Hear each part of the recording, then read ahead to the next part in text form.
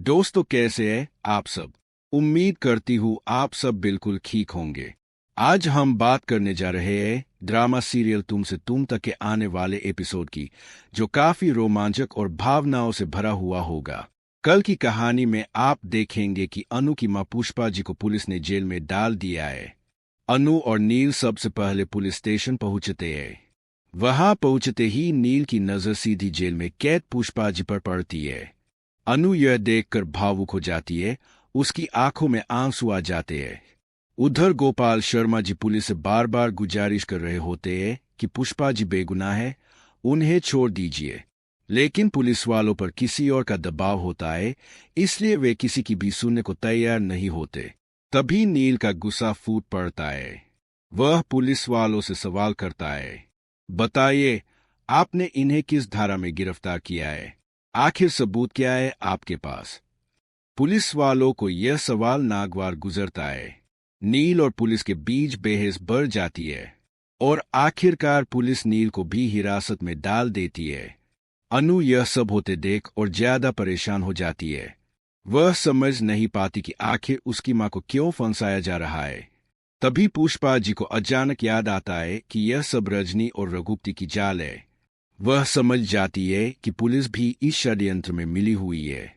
इधर ऑफिस में आर्यवर्धन बैठे होते हैं। उन्हें मीरा बताती है कि अनु आज जल्दी ऑफिस से निकल गई थी। आर्यवर्धन को अनु की गैर मौजूदगी खलती है, तभी उन्हें सारी स्थिति का पता चलता है।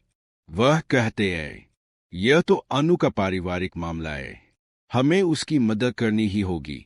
मीरा उन्हें रोकने की कोशिश करती है और कहती है, सर, नील उसके साथ है, वह सब संभाल लेगा, आपको चिंता करने की जरूरत नहीं है। लेकिन आर्यवर्धन उसकी बात मानने को तैयार नहीं होते। वे तुरंत अपनी गाड़ी निकालते हैं और जन्ने के साथ पुलिस स्टेशन की ओर निकल पड़ते हैं। पुलिस स्टेशन पहुंचकर आर्यवर्धन पहले जन्ने को अंदर भेजते हैं। वह सोचते हैं कि शायद जन्ने की बात मानकर पुलिस पुष्पा जी को छोड़ देगी। लेकिन पुलिस वालों की अकड़ इतनी ज्यादा होती है कि जन्ने की एक नहीं सुनते। अनु और शर्मा जी की गुजारिश भी बेअसर हो जाती है। और तभी आता है कहानी का असली ट्विस्ट। जन्ने की असफल कोशिश के बाद आर्यवर्धन खुद थाने में प्रवेश करते हैं। जैसे ही उनकी एंट्री होती है, पूरा माहौल बदल जाता है। पुलिस वालों की सारी अकड़ एकदम से खत्म हो जाती है। जो पुलिस वाला अब तक सब पर हावी था, आर्यवर्धन को देखते ही डर के मारे खामोश हो जाता है। आर्यवर्धन कड़क आवाज में कहते हैं, तुम लोगों ने एक बेगुनाह महिला को कैसे जेल में डाल दिया? असली गुनहगार बाहर घूम रहा है और तुम यहाँ नाटक कर रहे हो। उनकी बात सुनते ही पुलिस वालों के पसीने छूट जाते हैं। वह पुलिस वाला तुरंत पुष्पा जी को छोड़ देता है और उसी समय रघुपति को जेल में डाल देता है। अनु यह सब देखकर राहत की सांस लेती है। उसकी आंखों में कृतज्ञता आया लगती है। वही नील का सारा प्लान ध्वस्त हो जाता है, क्योंकि उसकी कोशिशें नाकाम हो चुकी है और असली हीरो आर्यवर्धन बनकर सामने आते हैं। पुष्पा जी भी समझ जाती है कि उनका सहारा और रक्षक सिर्फ आर्यवर्धन ही है। रघुपति का पूरा षड्यंत्र ध्वस्त हो जाता है।